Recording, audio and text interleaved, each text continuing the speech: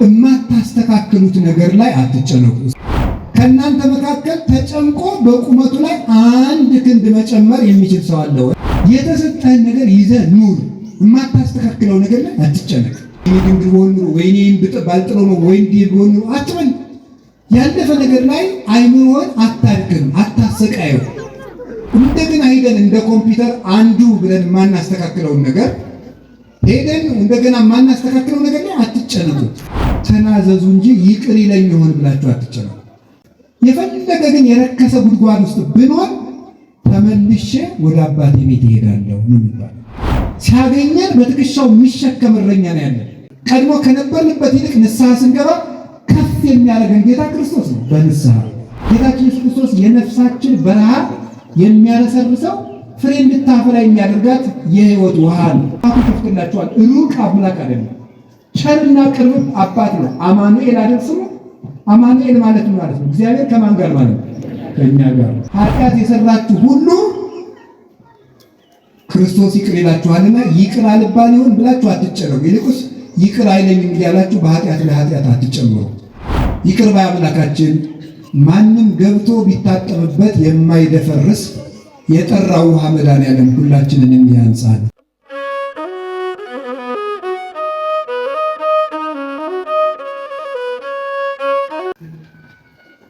የማታስተካክሉት ነገር ላይ አትጨነቁ። እስኪ በሉ ድገሙ። ምን ማትሉት ነገር ላይ ለምሳሌ መኑ እሙስቴትክሙ በተክዞ ዘይግል ወስኮ አሃደ እመተ በዲበ ቆሙ። ከእናንተ መካከል ተጨንቆ በቁመቱ ላይ አንድ ክንድ መጨመር የሚችል ሰው አለ ወይ አለ ጌታ ነው የሚለው። አይዶ ትንሽ አንድ ክንድ አሁን የእንትናን ማንም ባል የዳርዊንን የዝግመተ ለውጥ ቲዮሪ አንዳንዶቻችሁ ታውቁታላችሁ።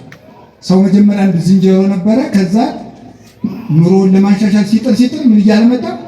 እንደዚህ እያለ በሁለት እግሩ ቁጭ አለ ቆማል።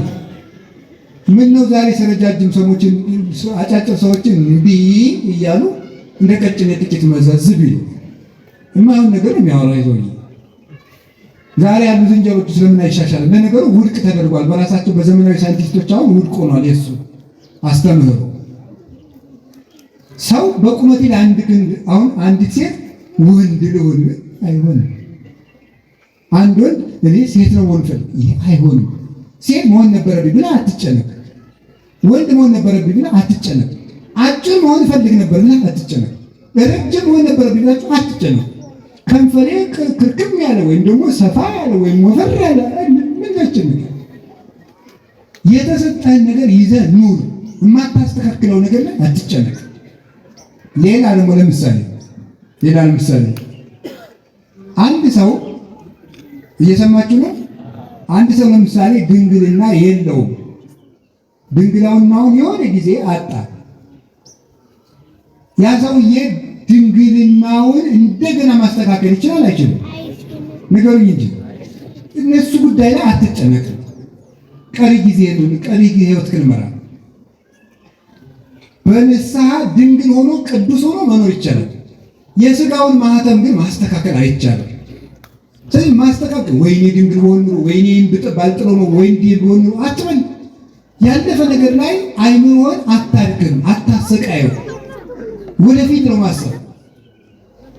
እንደገና ሄደን እንደ ኮምፒውተር አንዱ ብለን የማናስተካክለውን ነገር ሄደን እንደገና የማናስተካክለው ነገር ላይ አትጨነቁ።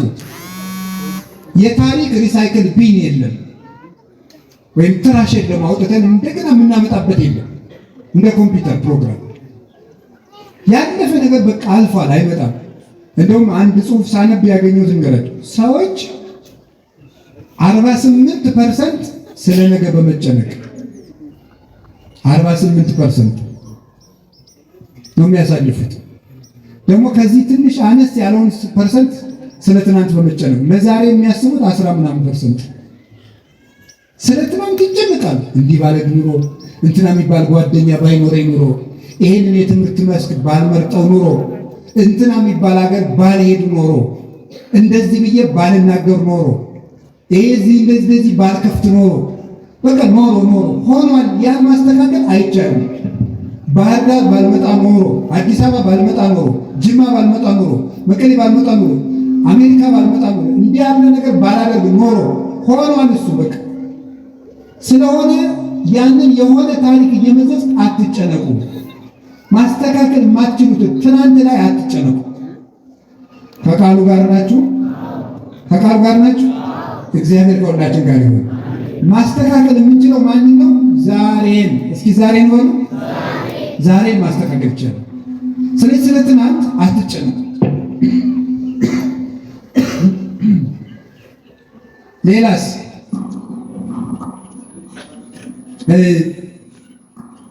ለነገር አትጨነቁ። ሌላ ደግሞ የነገረኝ ጌታ ኢትበሉ ለጌሰም እስመ ጌሰም ትሄድ ይደረሳል። ለነገ አትጨነቁ። እስኪ ለነገ በሉ። ለነገ መጨነቅ ዛሬን ያበላሻል። ለምሳሌ የአስኮላ ተማሪ እንዲያደርጋል ፈተና ነገ አለ ሲባል ምን ያልመሰላችሁ? ፈተናም ነገ አለ ሲባል እንዲህ ነው የሚያደርገው። ጉዳዩን ማጥናት ትቶ ስለ ጉዳዩ ነው መጨነቅ የሚችለው። ፈተና ማለት ነገ፣ አይ ወይኔ ነገ እኮ ነው የሚፈተን ያለ እናሳ ያላጠናው ስንት ነው? 20 ገጽ ሁለት ገጽ ያነብና እንደገና ይቆጥረዋል። ሁለት ገጽ በቆጠረበት እኮ ያን በቆጠረበት ሌላ ሁለት ገጽ ያነብ ነበር። ይኸውልህ ገጹን ከምትቆጥር ዝም ብለህ እስከምትደርስበት ድረስ አጥናና የቀረው ገጽ ቅልጥ ብሎ ይቀር። ስለ ነገ መጨነቅ ዛሬን ያሳጣል። አብዛኛው ሰው እረፍት የሚነሳው ለጸሎት ቆመን ሐሳባችን የሚበታተነው ለምን ይመስላችኋል? ስለ ነገ ነው የሚጨነቅ። እስቲ ቁጭ ብላችሁ ጸሎት ስትጸልዩ የመጣላችሁን ሐሳብ ቁጭ ብላችሁ አስቡ። ስለ ነገ ነው የምትጨነቁት። ከማን ጋር ነው የምኖረው? የት ሀገር ነው የምኖረው? ሳረጅ ማን ይጦረኝ ይሆን? አንዳንዱ ደግሞ ከማን ጋር ያው ምን አይነት ሚስት ምን አይነት ባል ምን ትስብሉ ነው። አንዳንዱ ደግሞ በጣም ከባሰበት ራቴን ምን አይነት ወጥ በላይ ሆኖ ነው የሚያስብ ይችላል። በጣም ማልዳ እንትን ሽሮ ወጥ ነው የበላሁት ምስር ነው የሚሰራው ምን ተሰርቶ ይሆን ነው የሚጨነቀው። ታውቃላችሁ አይደል? ፋሲካ ሊደርስ 30 ቀን ሲቀረው ቁርስ ስለሚበላው የወጥ አይነት ፓኬጅ የሚያወጣ ሰው እንዳለ እንደሚያቅድ ወጥ ብሎ ከሚስቱ ጋር ግምት ነው። ጥናት ያስፈልገዋል። ቁጭ ብሎ ከሚስቱ ጋር የዛሬ 3 ሳምንት ትንሣኤ ይሆናል አውቀሻል አይደል? አዎ በግድ እናርዳለን። ምን ያሳብ ከተወለ ቀደም ብለሽ አንቺ እንትኑ ትሰሪዋለሽ እኔ እንትን ይሄ በጣም ከባድ ነገር የከባድ ነገር ሁኔታ ይሄ ከባድ በሽታ ነው ራሱን የቻለ ማለት ይሄ ከባድ ነገር አይደለም።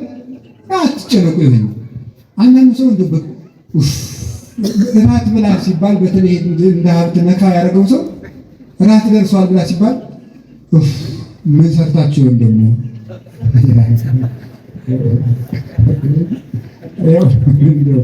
እናቴ እንደው አይ ድሮ አናውቅም እንደው አናውቅም እና ይኸው ቅዱስ ዮሐንስ አፈወርቅ ይላል መሰላችሁ ምግብ አልበላህ ካለ ይላል ጾምህን ዋልና ሞክረው። እመቤቴን ቅዱስ ዮሐንስ አፈወርቅ እኮ ነው የሚለው አለበ እኔ እንደው ደግሞ እኮ ሆስፒታል ሄዶ እኮ ነው ዶክተር እኔ ምንም እንደው ምግብ ይሻለኝ አይደለም ሳያመው እንደዚያ ቃል ይሄ ሰውዬ 2 ቀን ነው ጦሙን በደንብ አድርጎ ማሳደር። እዚያ በኋላ እንደው የሆነች አውሬ እንኳን አብሮ ጎርሶ ሲጥ ብትበይ ዝም ብለሽ ገብቶሻል እንደሚል እርግጠኛ ነኝ እንደሚል ማለት ነው። ስለዚህ ይሄ ሁሉ የሚያመጣው ምንድነው? ጥጋብ ነው። በእርግጥ እንደው ዝም ብሎ ይኸውላችሁ ያገኛችሁ ሁሉ ጥረጉ አላልኩም። ሰው መቼም አዘጋጅቶ መብላት ነውር የለውም፣ እግዚአብሔር የሰጠን ነገር ነው። እንደው ግን ይሄ አብዝቶ መጨነቅ ራሱ እንደው ነገ ምንድን ነው የምበላው፣ የዛሬ ሳምንት ምንድን ነው የምበላው፣ ምንድን ነው የምሆነው፣ ይሄ እንደዚህ ነው የሚያለው መጨነቅ። ነገር በእግዚአብሔር እጅ ነው። እስኪ በሉ አንዴ ሁላችሁ ንገሩኝ እንጂ እግዚአብሔር እጅ ነው። እውነቴን ነው የምነግራቸው። እኔ አሁን ጣና ቂርቆስ ገዳም ነው የምሆነው። ነገ ምን እንደምሆን እግዚአብሔር ነው የሚያውቀው። እዚህ ይጥለኝ እዚያ ይጥለኝ እሱ ያውቃል። የሰው ልጅ እንደ ዕቃ ነው መኖር ያለበት። ዕቃ ዝም ብሎ ይኖራል። እኛ በፈለግን ጊዜ አንድ ጊዜ ወደ ሳሎን እንወስደዋለን፣ አንድ ጊዜ ወደ መደርደሪያ እናደርገዋለን። እግዚአብሔር በፈለገ ጊዜ የሚያምርብን ቦታ ያስቀምጠናል። እሱን አምነን ታዘን እንደምን እንደ ዕቃ እንኖር ዝም ብለን።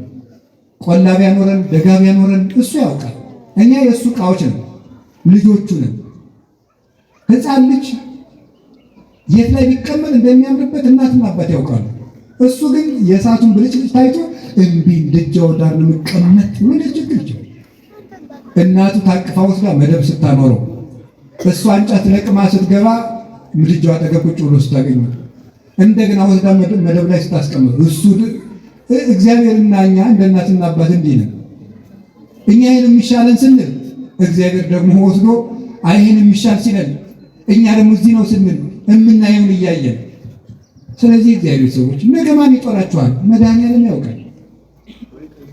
ለነገ አትጨነቁ። ይሄ ማለት አታቅዱ ከማለት የተለየ ነው። ሳያቅዱ መኖር ዝርክርክነት ነው። ለ50 ዓመትም ለ100 ዓመትም ለ500 ዓመትም ይታቀዳል፣ እቅድ ይታቀዳል። ለነገ መጨነቅ ማለት ለነገ መኖር፣ ለነገ ማቀድ፣ ለነገ መስራት፣ ለነገ መዘጋጀት፣ ይሄማ የተቀደሰ ነው። ለነገ መጨነቅ ማለት ግን ምን ይሆን ገና ምን ይመጣ ይሆን ብሎ ምጥ መያዝና እንቅልፍ ማጣት ነው የመጨረሻ። ስለዚህ ለነገ አትጨነቁ። የመጨረሻ አምስተኛ የምነግራችሁ ኃጢአት ከሰራችሁ በኋላ ተናዘዙ እንጂ ይቅር ይለኝ ይሆን ብላችሁ አትጨነቁ። የሰማችሁ ነው? አዎ፣ ኃጢአት ከሰራችሁ እውነቴን ነው። ኃጢአት ከሰራችሁ አንደኛ እንዳንሰራ የቻልነውን እናደርጋለን። ከሰራን ምን ማድረግ ነው ያለብን? ምን ማድረግ ነው ያለብን? ኃጢአት ያልሰራን ሰው መሆን እንችላለን?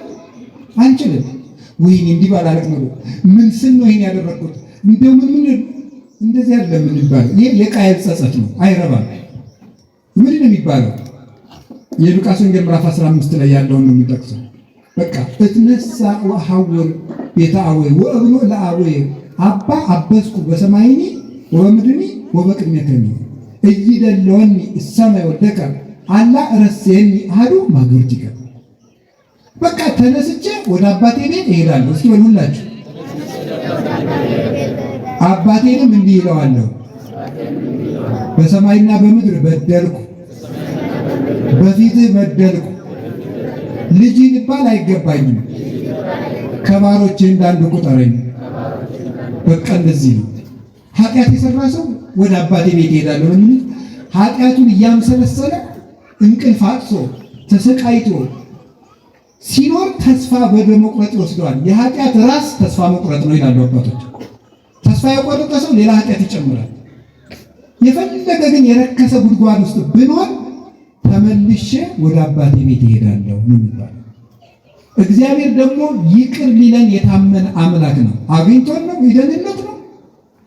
እንደሱ ያለ ቸር ያለ በጉ እንኳን ወደ በረቱ መጥቶለት እሱ በግ ፍለጋ የሚወጣ እረኛል እንደ ክርስቶስ ሲያገኝም እኮ እየደበደበ ለምን ጠፋሽ አንቺ በግ ብሎ እየገረፈ የሚወስድ አይደለም።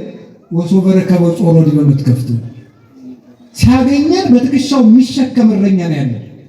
በትከሻው ተሸክሞ የማልማን አንደኛ የሚታገዘን፣ ሁለተኛ ከፍ የሚያደርግ አምላክ። ቀድሞ ከነበርንበት ይልቅ ንስሐ ስንገባ ከፍ የሚያደርገን ጌታ ክርስቶስ ነው። በንስሐ ይቅርታ ብዬ ይሁን አሁን አንዳንዶቻችሁ ንስሐ ገብታችሁ ይቅር እርግጠኞች አይደላችሁም። ከከተማ ቄስ ከተናዘዛችሁ እንደገና ከገዳም ደግሞ ትናዘዛላችሁ። ለምን? ኃጢአቴ ብዙ ነው ይቅር ያልተባልኩ ይመስለኛል። ይኸውላችሁ የገጠሩ ይሄ ቡታንታ ያደረገው ቄስም ይስጣችሁ። ከተማ ላይ ያለው ሱሪ የለበሰው ይመስላችሁ። ቀጠን ያለ ቄስም ይስጣችሁ። ቦርጭ ያለው ቄስም ይስጣችሁ። እንግዲህ ከተማ ያለ መነኩሴም ይስጣችሁ። በረሃ ያለም ይስጣችሁ። በደንብ የሚበላ ቄስም ይስጣችሁ። ትንንሽ የሚበላም ይስጣችሁ። ኃጢአታችን የሚቅር የሚለን ማን ነው? መድኃኒዓለም ነው። በሉ ቄሱ ነው መድኃኒዓለም ነው። አዎ። ስለዚህ ይቅር አልተባልኩም ለምን ትላላችሁ? ክርስቶስ ምንድን ነው ያለ? የተጠማ ቢኖር ወደ እኔ ይምጣ። እስኪ ወደ የተጠማ ቢኖር ወደ እኔ። ያ ማለት እኔ ምንድን ነኝ ማለት ነው? ውሃ በሉ እንጂ። ውሃ ውስጥ የተጣለ ደብዳቤ መልሶ ይነበባል? ስለዚህ ክርስቶስ ውስጥ የጣልነው ዕዳችን መልሶ አይነበብም። ጌታችን ኢየሱስ ክርስቶስ የምህረት ውሃ ነው። እሱ ላይ የወረወርነው የዕዳ ደብዳቤ ማንም አንስቶ ማንበብ አይችልም። መልሰን አንጠየቅም። ጌታችን ኢየሱስ ክርስቶስ የነፍሳችን በረሃ የሚያረሰርሰው ፍሬ እንድታፈራ የሚያደርጋት የሕይወት ውሃ ነው። ወደ እሱ ከመጣ አትጨነቁ ያለን እኮ ዝም ብሎ አይደለም። እኔ አትጨነቁ ብዬ የምሰጠው የለኝም። ክርስቶስ ግን አትጨነቁ የሚለን ራሱ መፍትሄ ስለሆነ እንደ መድኃኒዓለም ያለ የለም። ጸልዩ፣ አንኳኩ፣ ይከፍትላችኋል። ሩቅ አምላክ አይደለም፣ ቸርና ቅርብ አባት ነው። አማኑኤል አይደል ስሙ? አማኑኤል ማለት ነው እግዚአብሔር ከማን ጋር ማለት ነው? ከእኛ ጋር። ጌታችን ኢየሱስ ክርስቶስ እኮ አምላካችን ነው፣ መልሶስ ወንድማችን ነው። ለምን? የማን ሥጋ ነው የለበሰው? የኛ ሥጋ። ዘመዳችን ነው፣ የኛ ሥጋ ለብሷል። አምላካችን ደግሞ ነው፣ አባታችን ነው። በጥምቀት ወልዶ ነው። ሩቅ አይደለም። እንደሆነ ባለስልጣን ራቅ ብሎ እንደው እንደዚህ ደጅ ጸንታችሁ ወረፋ ጠብቆ የሚገኝ አይደለም። እቤታችሁ ጠርታችሁት የሚገኝ ቸር አባት ነው። እንደዛ ስለሆነ ኃጢአት የሰራችሁ ሁሉ ክርስቶስ ይቅር ይላችኋልና ይቅር አልባል ይሆን ብላችሁ አትጨነቁ። ይልቁስ ይቅር አይለኝም እያላችሁ በኃጢአት ላይ ኃጢአት አትጨምሩ። ይቅር ባይ አምላካችን ማንም ገብቶ ቢታጠብበት የማይደፈርስ የጠራው ውሃ መድኃኒዓለም ሁላችንን ያንጻል።